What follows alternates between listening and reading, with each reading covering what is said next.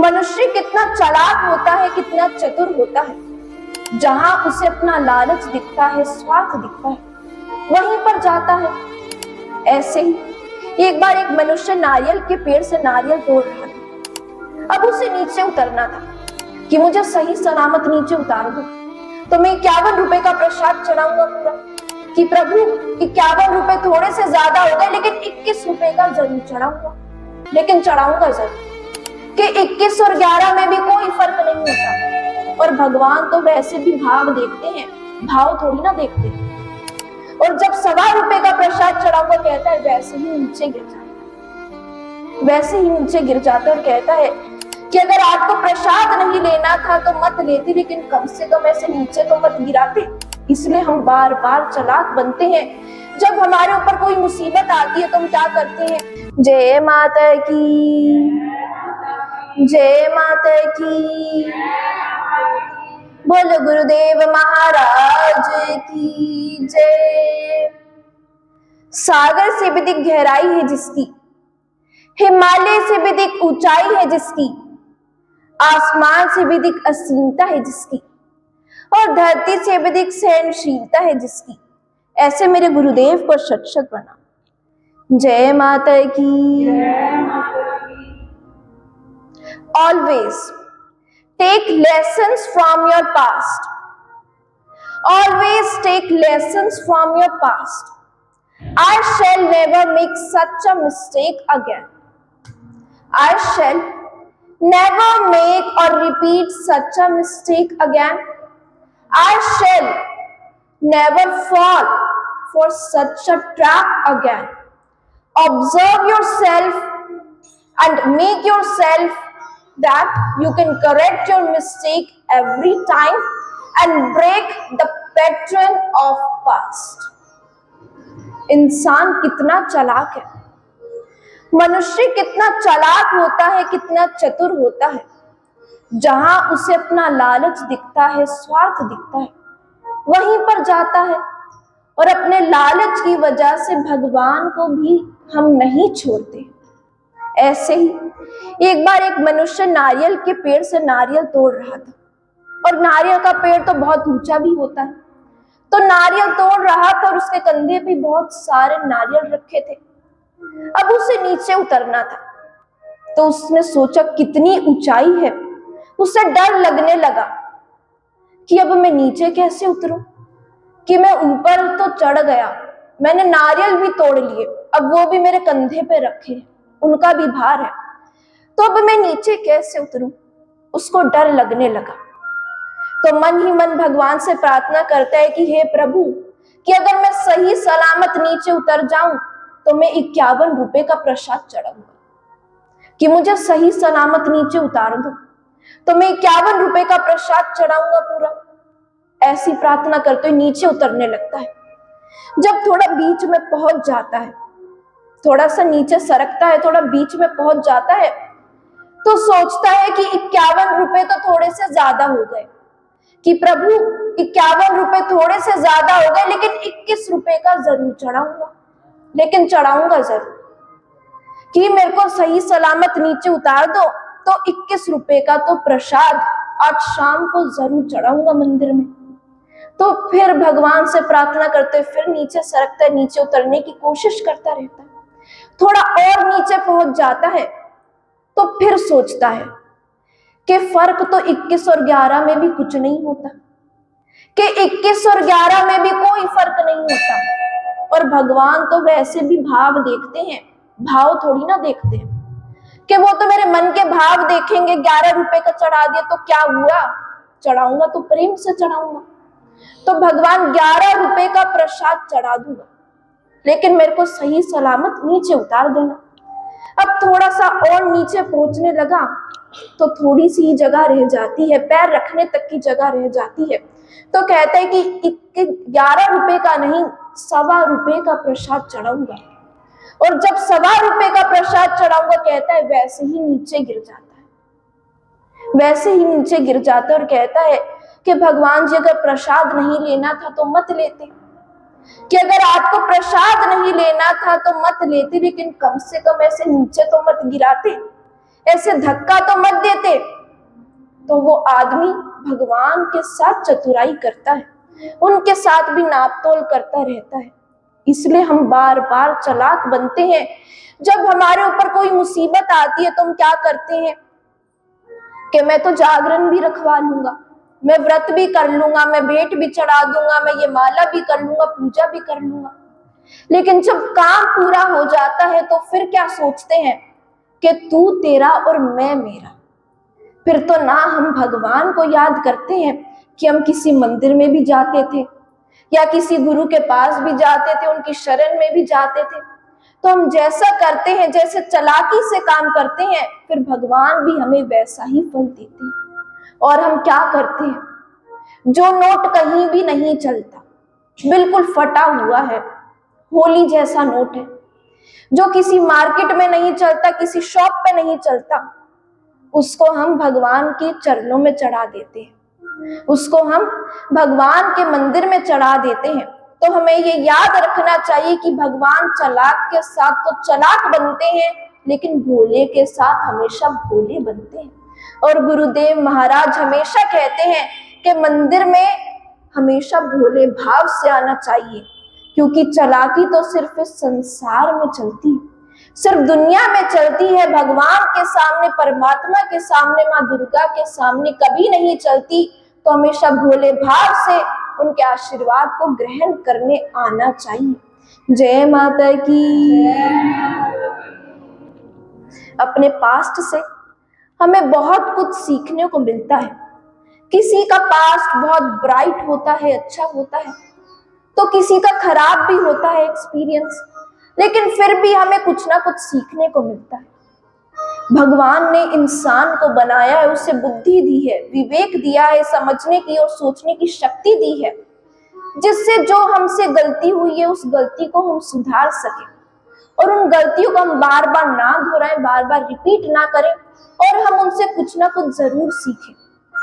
लेकिन अगर हम अपनी गलती से कुछ भी नहीं सीखते या बार बार दोहराते रहते हैं तो हमसे बड़ा मंद बुद्धि भी और कोई नहीं होता। जैसे माता पार्वती ने कितने जन्म लिए हैं, 108 जन्म लिए हैं, और हर जन्म में उन्होंने किसी ना किसी चीज का त्याग किया है, किसी ना किसी बुराई का नाश किया है। तो वैसा ही सीखना चाहिए। जब माता पार्वती नाराज होती है तो भगवान शिव उनको मनाते हैं, जब भगवान शिव नाराज होते हैं तो माता पार्वती उनको मनाती है। तो सनातन धर्म हमें सिर्फ पूजा पाठ या हवन तक नहीं, हमें कैसा व्यवहार करना है, अपने घर वालों के साथ हमें कैसे रहना है, परिवार में कैसे रहना है, पति पत्नी को कैसे रहना चाहिए, अपने बच्चों के साथ कैसे रहना चाहिए, इस समाज में कैसे रहना है, हमें अच्छे मैनर्स, अच्छे एटिकेट्स भी हमें हमारा सनातन धर्म सिखाता है। इसलिए अपने धर्म से जुड़ के अपने कर्मों को हमें स्ट्रांग बनाना चाहिए। अगर एक हम बच्चे से पूछे कि तुम्हें गुस्सा क्यों आता है, तो वो बच्चा क्या जवाब देता है कि मेरे माता पिता भी गुस्सा करते हैं तो मैंने उन्हीं से सीखा है, तो मैं भी करता हूं। कि ये मेरा प्रॉब्लम नहीं है, कि ये एक जेनेटिकल इशू है, कि मेरे पेरेंट्स को भी एंगर इशू है, इस वजह से वो मेरे अंदर भी है। तो ये किसकी कमी है? तो अपनी कमी को अगर हम आज से सुधारें तो अच्छी बात है, नहीं तो आने वाली जनरेशन को, आने वाली पीढ़ी को हम अच्छे संस्कार कैसे दे सकते हैं। इसलिए गुरुदेव महाराज हमेशा कहते हैं कि जब भी क्रोध आए तो थोड़ा शांत हो जाइए, थोड़ा शांत हो जाइए, और जब कोई गलती हो जाए तो थोड़ा झुक जाइए, उससे काफी सारे रिश्ते बने रहते हैं और हमेशा मजबूत रहते हैं। जय माता की। इसलिए भगत कहता है कि गुरुदेव रंग में तेरे मैं रंगी कोई और रंग ना भाई, कि गुरुदेव तुम्हारे भगमा रंग ने तो हर किसी के दिल को रंग दिया है, हर भगत के मन को रंग दिया है।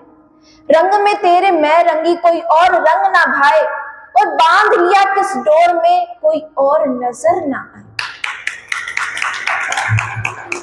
बोलो गुरुदेव महाराज की जय। देखिए भक्तजनों, माँ के प्रेमियों, बड़ा प्यारा सा नाम है मेरी मैया का, और बड़े प्यारे प्यारे महंगे महंगे काम है जो कोई नहीं कर सकता।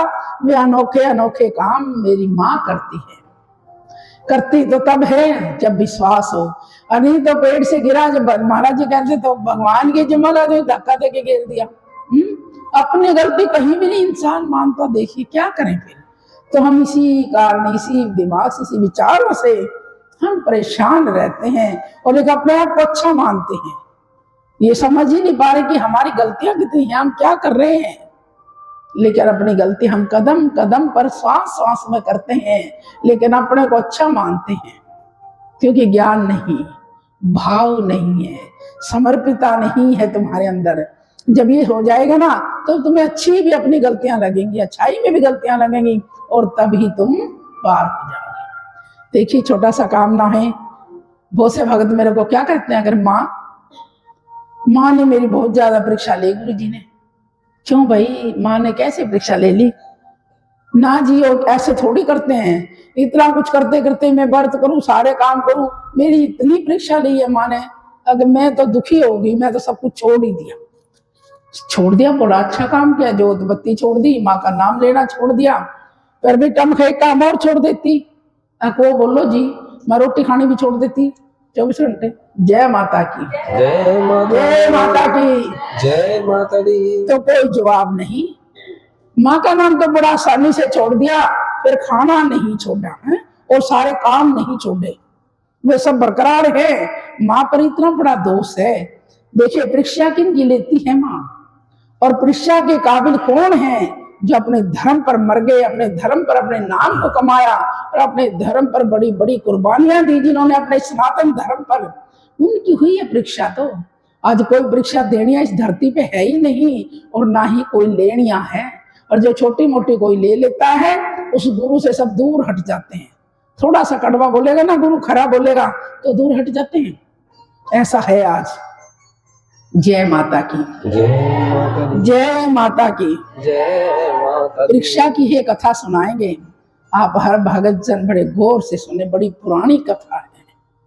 एक नगरी में राजा अम्ब का राज था, और उनकी पत्नी अंबिका थी, अमली थी। उनकी पत्नी का नाम अमली था। दोनों पति पत्नी इतने धर्मपरायण थे, अब जो कुछ कह नहीं सकते। कोई भी दरबार में आया तो खाली नहीं गए, ये उनका निश्चय था, उनका परम था। और अपनी पूरी प्रजा को एक एक बुलाकर पूछते थे, किसी चीज की जरूरत है, क्या चाहिए। हर रोज आना यही दरबार लगाते थे, और अपनी पब्लिक को, अपनी प्रजा को खुश करके महाराज, राजा, रानी तब दोनों भोजन करते थे। तो सारी प्रजा राजा के इतनी खुश थी राजा से कि हमारे राजा की बहुत लंबी उम्र दे, भगवान हमारे राजा के बहुत बड़ी उन्नति कर। रोज आना पूरी नगरी राजा को ऐसे आशीर्वाद देती थी। देखिए धर्म कभी डुबोता नहीं। हम बार बार कहते हैं, हमारी कथा में यही आता है कि दान और भजन ये कभी डुबोता नहीं है। राजा इतना दान धर्म करता था, धन वाले को धन देता था, भोजन वाले को भोजन देता, वस्त्र वाले को वस्त्र, जो भी चाहिए रोजाना ही बहुत सारा दान करता था। साधु संत महात्मा कोई भी आते, जो फरियाद करते वो भी देते। एक दिन क्या होता है, बैठे बैठे राजा को धर्म एकदम अपने, जैसे कहते हैं ना, मेरे काबू में हो गए भगवान, तो भगत के बस में है। धर्म राजा के बस में हो गया, जैसे मोहित हो गया, खुश हो गया। राजा अम्ब भी बड़े खुश थे अपने इस क्रियाकर्म पर, इस कार्य पर, इस भगवान के धर्म पर। तो राजा इंद्र का सिंहासन डोल जाता है। तुरंत ही इंद्र ने एकदम सहम गए कि ऐसा कौन है नीचे भूमंडल पे जो कितना काम करे, जो मेरा सिंहासन डोल गया। विश्वामित्र को बुलाया। किसने? इंद्र ने। इंद्र ने विश्वामित्र को बुलाया और कहा, जाओ, आप कौन है ऐसा पृथ्वी पर जिसने मेरा सिंहासन डुला दिया है? क्या? अच्छा, मैं देख के आता हूं। पहले तो विश्वामित्र महात्मा का भेष भर के और सब जगह देख के आया, तो सब नगरी में एक ही रुका है कि हमारे राजा की, हे भगवान, हे प्रभु, बहुत लंबी आयु दे, हमारे राजा जैसा कोई राजा नहीं। और राजा अम्ब के 2 पुत्र थे, एक नीर था और एक सरवर था। 2 पुत्र थे इनके, छोटे छोटे पुत्र थे। तो दोनों बेचारे मासूमी बच्चे थे और राजा इतना धर्मात्मा था, बहुत ज्यादा। देखिए समय पलटता है, परीक्षा कैसे होती है आप सभी देखिए। तो हमें रोज आना कहते हैं ना, परीक्षा लेते हैं माँ, परीक्षा ले।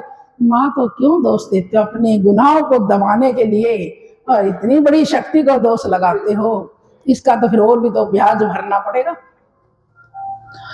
तो राजा से जाकर कहता है, इंद्र से जाकर कहता है विश्वामित्र, अगर राजा अम्ब है जो उसकी पत्नी दोनों धर्मात्मा है, पूरी नगरी को दरबार में बुलाते हैं, सुबह साधु संत कोई चला जाए, उन्हें निश्चय है कि वो खाली नहीं जाने देता, किसी को खाली हाथ नहीं लौटने देता। और पूरी नगरी की बहुत अच्छी परवरिश कर रहे, जैसे बच्चों की करते हैं। क्या अच्छा, फिर वो क्या चाहिए? वो तो मेरा सिंहासन लेने के लिए ये कर रहा है सब धर्म कर्म। जाओ उसकी परीक्षा लो, वो करता क्या, करेगा क्या? राजा अम्ब तो सीधे भाव में भाविक होकर अपने धर्म के कार्य कर रहा था। उधर से इंद्र आता है, उधर से विश्वामित्र आता है, दोनों साधु का भेष बनाकर आते हैं और नगरी में अलख जगाने लगे। सारी नगरी में एक ही जवाब मिला, अरे महाराज जी आप पगले हो क्या? हमारे घर घर अलख जगा रहे हैं, हमारे पास क्या है? हम तो राजा अम्ब का दिया हुआ खा रहे हैं, हम तो रोज उनसे लेते हैं और अपनी दिनचर्या पूरी कर लेते हैं। कि अच्छा कैसे हैं तुम्हारे राजा? तो हमारे राजा ऐसे हैं, हम तो कहीं हम समय से पहले मर जाएं तो हमारी बची जिंदगी भी हमारे राजा को मिल जाए, और हमारे राजा की इतनी लंबी उम्र हो ताकि हमारी प्रजा को सुख आनंद मिलता रहे। कि ऐसे हैं तुम्हारे राजा? हाँ कहाँ? आप वहां जाओ, सीधे अम्ब के दरबार में जाओ, महाराज के दरबार में जाओ, जो मांगोगे वही मिल जाएगा। जय माता की जय माता की। तो जानते थे, पता था, लेकिन नगरी में घूमकर भी तो देख रहे थे ना, सीधे डायरेक्ट आ जाए तो भाई अपने आप जान जाता कौन है। आकर के देखा, राजा के दरबार में पहुंचे और राजा के मंत्री ने कहा महाराज 2 विपर खड़े हैं आपके दरबार में, अलख जगा रहे हैं। कहने लगे पूछो, दो बेटा जो चाहिए उनको दो, क्योंकि मंत्री ही देता था राजा से पूछकर। कहने लगे हमें तुम्हें क्या चाहिए? बोले हम वही लाएंगे, धन दौलत हीरे जवाहर या अन्य वस्त्र। क्या चाहिए आपने? कि ना वस्त्र चाहिए, ना अन्न खाने को चाहिए, ना दौलत चाहिए, और क्या चाहिए? मैंने हमने तो राजा अम्ब से मिलना है, उनके दर्शन करने के लिए आए हैं। कि अच्छा मैं पूछ के आता हूं।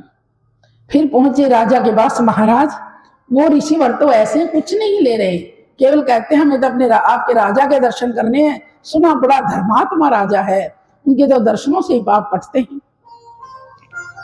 कहने कोई बात नहीं, बुला के लाओ। दरबार में बुलाता है महाराज दोनों को और बिठा, दोनों को आसन दिया, पानी पिलाया और भोजन की अच्छी से अच्छी व्यवस्था करी, सब कुछ तृप्त कर दिया उनको खिला पिलाकर। कहने के महाराज चलते हैं। अब बोलिए कुछ चाहिए कि दक्षिणा तो दीजिए हमारे को। दक्षिणा तो आपने दी नहीं, भोजन क्या लगेगा खिलाया। अगर महाराज हाथ जोड़ के खड़े हो जाते, हे ऋषिवर बोलिए आपको क्या चाहिए? धन चाहिए, सर्फियां चाहिए, क्या चाहिए आपको? मिलेगा। कहने लगे महाराज ऐसे नहीं, हमें 3 वचन चाहिए आपके। 3 वचन? महाराज क्या मैं झूठ बोलूंगा? जो कहोगे वही दूंगा। 3 वचन तो जब मांगे जाते हैं, जब मैं झूठ बोलता हूं नहीं दूंगा। तक नहीं तो कह दिया चलो भरे 3 वचन बोलिए।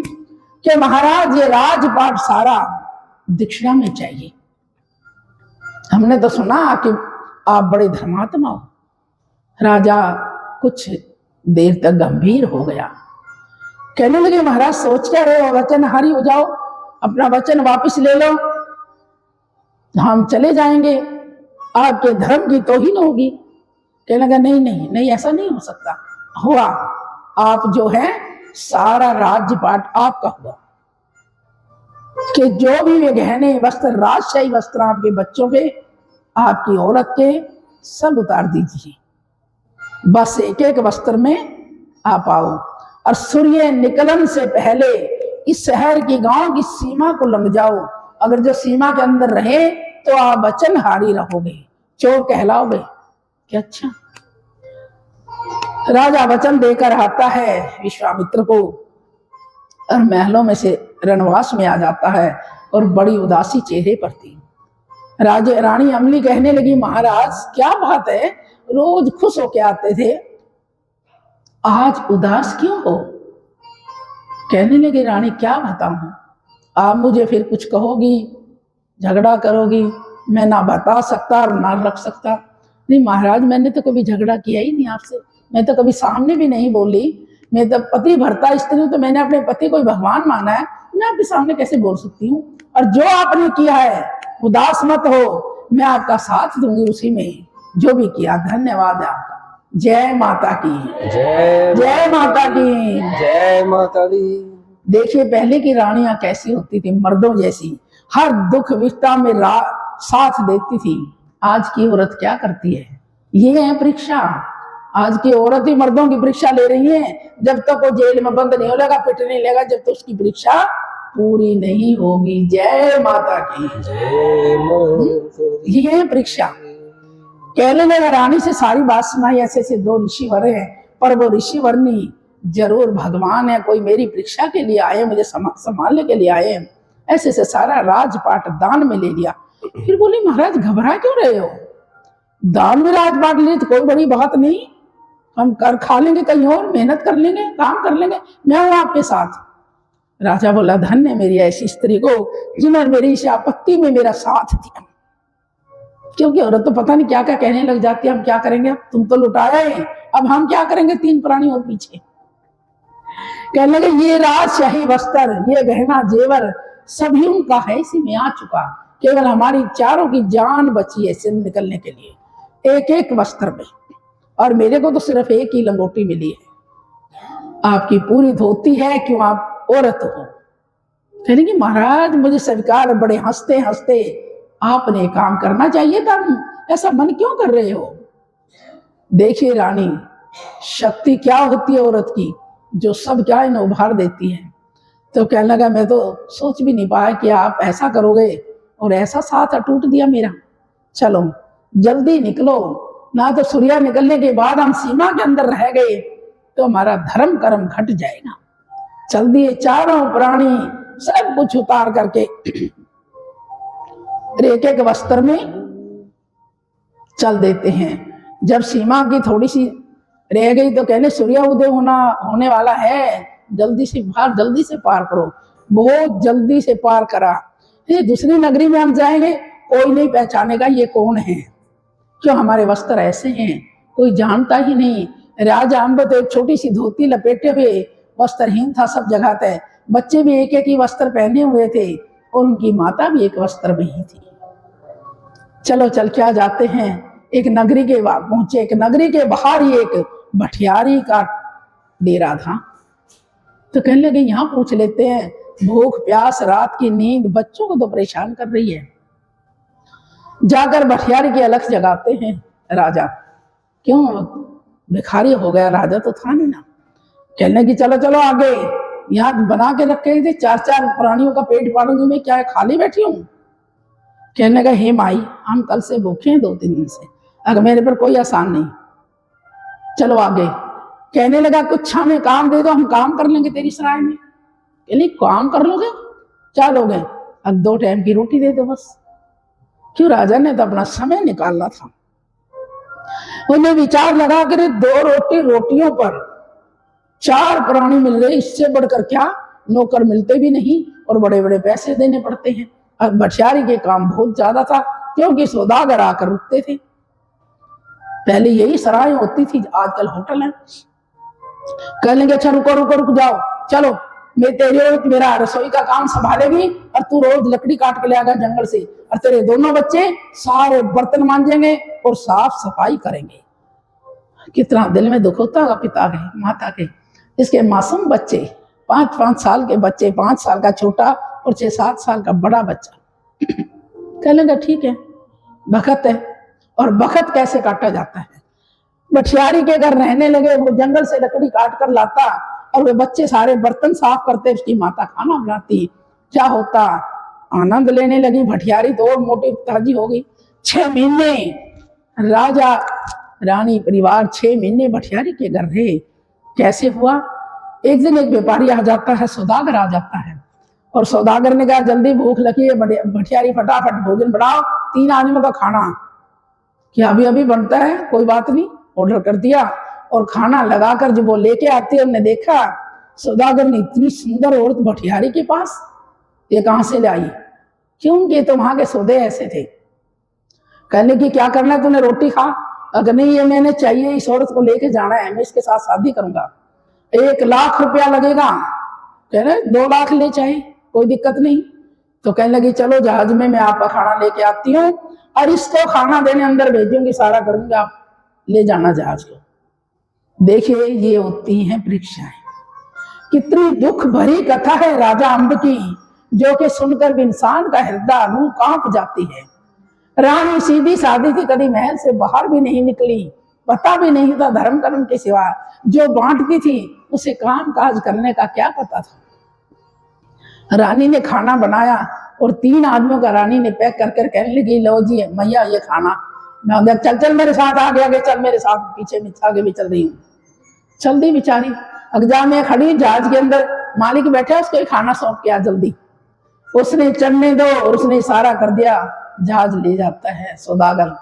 रानी के प्राण नीचे के नीचे, ऊपर के ऊपर रह गए, छोटे छोटे मेरे बच्चे और मेरा आदमी, आज मेरे साथ ये क्या बना।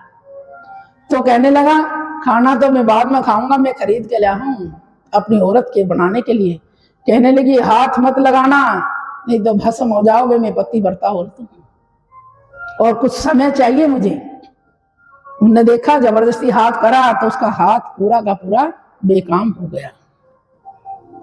तो कहने लगे इसकी शर्त मानने में फायदा है, अब जाएगी काम तो मेरे पिंजरे में है। कहने लगी 12 साल मेरे और 13वां साल तेरा होगा, बड़ी खुशी से देंगी। अपने सत्य पर, अपने धर्म पर सब ने ही भरोसा होता है बहुत ज्यादा। तो देखिए सौदागर तो लेकर उसको चला जाता है और बच्चों ने कहा कि मेरी माँ को कहाँ छोड़ के आई आप भैया। तो दोनों बच्चों पर मार पड़ी है बहुत बुरी तरह। आए भैया वाले चलो काम करो जाके। वे रोते रोते अपने पिता के पास जंगल में जाते जहां वो लकड़ी काटता था और जाकर सारी बात बताते हैं बच्चे। कहने लगे पिताजी भटियारी मेरी माँ को ना जाने कहाँ छोड़ के आई है। और माता रोती रही, भटियारी ने एक नहीं मानी। फिर हमने पूछा तो हमारे को मार गिर दी, बहुत ज्यादा हम पिट के आए, बहुत बुरी तरह मारा हमारे को। अच्छा दोनों बच्चों को महाराज ने गोद में उठाया, प्यार किया और जाके पूछा कहाँ है मेरे इन बच्चों की माँ। अब जाता है, अब तेरे को भी बताऊंगा अभी। तो राजा समझ गया इससे बुरा कोई वक्त नहीं, और रानी ऐसी नहीं है जो अपने धर्म कर्म को डुबोएगी। वो मर सकती है लेकिन धर्म पर आंच नहीं आने देगी, सबको पता होता है। दोनों बच्चों को लेकर राजा भी किसी और नगर में चलता है और देखिए क्या बनी। दोनों नहर, बहुत बड़ी नहर लगती थी। कहने लगा बेटा यहाँ खड़े हो जाओ। सरवर को तो वहां खड़ा करके और नीर को कंधे पे बिठाकर दरिया पार करने लगा। जब उसको उधर छोड़ के और इधर सरवर को लेने आया तो बीच में ऐसा झोला आया, पिताजी डूब करके और पता नहीं कहाँ जाके निकले। एक ऐसी नगरी के पास निकले जहां पर बच गए पर निकल गए। उधर से सरवर रो रहा है, उधर से नीर रो रहा है।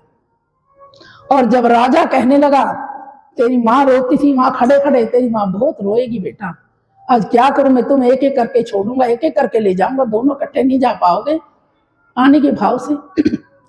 तो राजा क्या कहने लगा, यहाँ पर अपने दुख को प्रकट करता अपने बच्चों के लिए कि मैं अभी दोनों बच्चों को उठाकर कंधे पे जाऊंगा तो डर लगेगा कि बच्चा कोई सा गिर ना जाए या मेरा पैर ना फिसल जाए, कि रानी कहीं हो तो आजा, तेरा वक्त नहीं है मेरे को छोड़ने का, इस भाव में छोड़ने का वक्त नहीं है, तू कहीं भी है तो आजा। थोड़ा थोड़ा गला खींच रहे बार बार। जय माता की जय माता दी। तो राजा अब क्या रोकर विलाप करने लगा, अपने बच्चों को गोद में लेकर पोषण करता है। और इधर से शेर उस बच्चे को उठा कर लेगा। शिकारी गया, शिकारी की नजर पड़ी तो उन्हें शेर पे तीर चला तो बच्चा छुट गया और शेर बेहोश हो गया। बच्चे को उठा करके शिकारी अपने घर ले आता है, बच जाता है। कुदरत गिरता है तो बचाता भी है, बहुत कुछ खेल खिलाती है। जो समय है और जो वक्त है बहुत खेल खिलाता है इंसान को। तो अपने शिकारी के घर वो बड़ा होता है पढ़ के, वो वही तीर धनुष चलाने सिखाए उसने। वो धोबी के घर बढ़ के बड़ा होता है, 15-14 साल के बच्चे हो गए, और राजा के महल में, उसी राजा के महल में जहां उनका पिता राज्य में बैठा था, कहने लगा बेटा आज यहाँ सब कुश्ती लड़ेंगे, जो भी फर्स्ट आएगा पहले नंबर पे आएगा राजा उसी को रख लेगा, चलते हैं। तो उन्होंने कहा, सब वहां इकट्ठे हो जाते हैं, मैदान में गए, और वे दोनों भाई दोनों पहले नंबर पे आ जाते हैं। दोनों को राजा ने अपने पास रख लिया, ना पिता ने पता है ना राजा ने पता है। देखिए कुदरत की मार कैसी पड़ती है। और उधर से रानी एक एक दिन अपना गिरती है, रोती है कि 12 साल पूरे हो गए और 13 भी आधा चला गया, थोड़ा ही समय रह गया, मैं क्या करूंगी। मैंने सोच लिया किस खोल कर खिड़की इसी में गिर जाऊंगी, समुद्र में गिर जाऊंगी।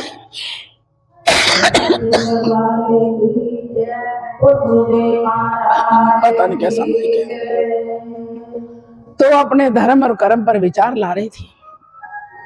कुछ ही टाइम के बाद वो सौदागर वहीं रुकता है, उस शहर में आके जहां उसका पिता का राज था। और उसने कहा, राजा से अरदास लगती थी और वहां लिखवाना पड़ता था कि मेरा माल का भरा हुआ जहाज है और मुझे 2 कर्मचारी चाहिए, मेरे राज में कोई भी कुछ भी ना निकाल पाए मेरे जहाज से धन दौलत। तो राजा ने बोला कि भी जो 2 लड़कियां भी नए नए लगाए ना, उनको भेजो उनकी जहाज की रक्षा करने के लिए।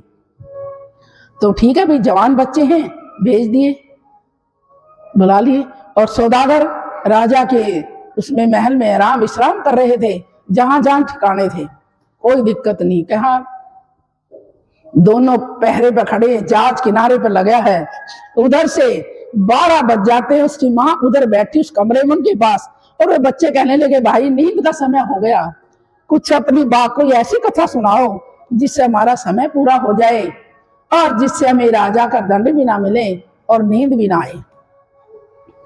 उनको कोई को पता नहीं कि हम दोनों भाई हैं।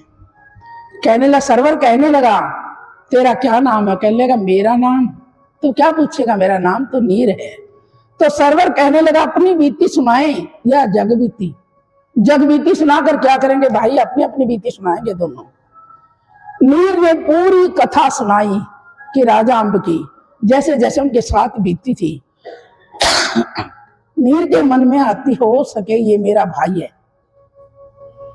ये मेरा ही भाई है, यही गाथा मेरी है। अब दिन निकलने को हो रहा, और उधर से अंदर उसकी माँ सुन रही बैठी बैठी कि ये कुदरत का खेल है, जो मिलान हो रहा है हो सकता है या मेरा बेटा हो। कहने लगा तेरा क्या नाम है? कि मेरा नाम नीर है। तो उसने भी अपनी ऐसी कथा सुनाई।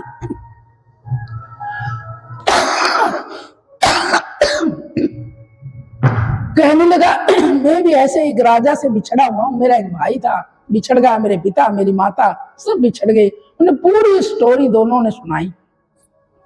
कहने लगा ऐसा लगता है कि तेरी मेरी एक ही जैसी रिश्ता है। कहा भाई एक ही जैसी कथा है तेरी मेरी। और उनकी माँ सुन रही थी। उसकी माँ का दिल उमड़ आता है, रोने लग जाती है, सोचने लगती है कि अब मिलेगी तो सारा खेल खराब हो जाएगा। सोच समझ कर कहा था ना, होश में जोश में होश रखना चाहिए। तो उसने सोचा क्या, तेरे माइक ने बहुत ज्यादा कम कर दिया मेरे को। तो उसने एकदम क्या बोलते, उनका पहरा तो हो गया पूरा। और उस रानी ने क्या करा, बोरे के बोरे उठाकर उसके धन के समुद्र में डाल दिए, नहर में जहां जहाज खड़ा था।